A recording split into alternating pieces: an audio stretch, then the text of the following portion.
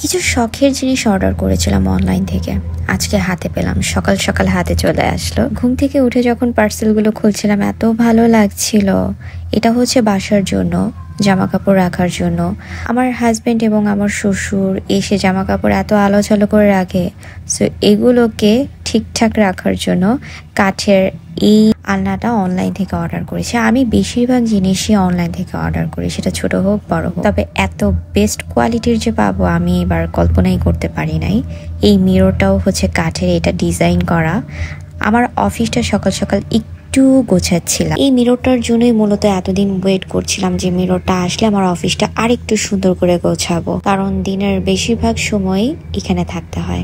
এই তো গোছানোর পরে আমার রুমটা এত সুন্দর লাগছিল, আমার শখের রুম এটা। পরিপাটি জিনিসটা আমার অনেক আগে থেকে অনেক বেশি ভালো লাগে।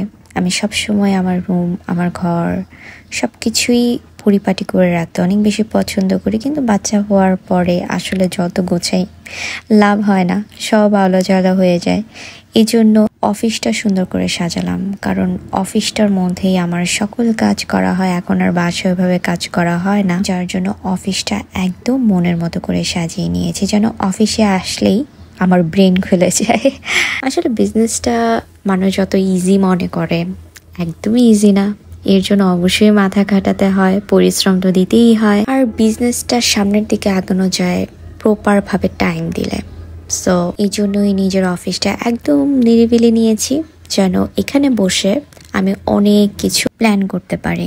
এই তো এই ব্যাগগুলো নতুন এসেছে আমাদের পেজে, আগের কালেকশনগুলো শেষ, আর নতুন শিপমেন্ট এসেছে পার্টি ব্যাগের। এই ব্যাগগুলো কিন্তু তোমরা লাভজা পেজেই পেয়ে যাবে। অফিসের কাজ করতে করতে হঠাৎ আপুর মেসেজ পেয়ে মনে পড়লো যে আজকে আমার হাজবেন্ডের বার্থডে।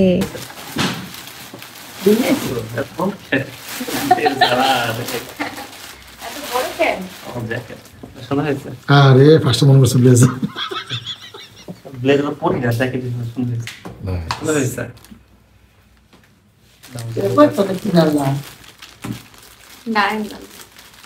প্রাইস দেখে কয় নাউজুবিল্লাহ মানুষ।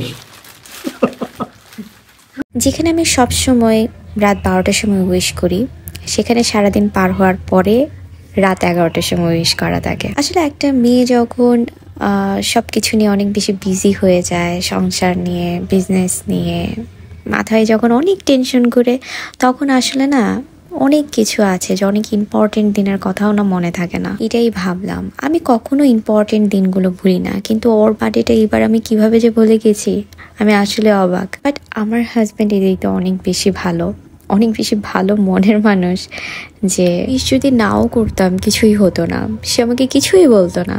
তবে আমি একটু অন্যরকম, আমার স্পেশাল ডেগুলোতে কেউ যদি আমাকে উইশ না করে আমার অনেক মন খারাপ হয়। স্পেশালি ও যদি আমাকে উইশ করতে একটু লেট করে, 1 সেকেন্ডও লেট করে, আমি তো ওর সাথে অফ করে বসে থাকি একদম। আসলে মাঝে মাঝে ভাবি ও একদম ডিফারেন্ট, আমার থেকে একদম ডিফারেন্ট।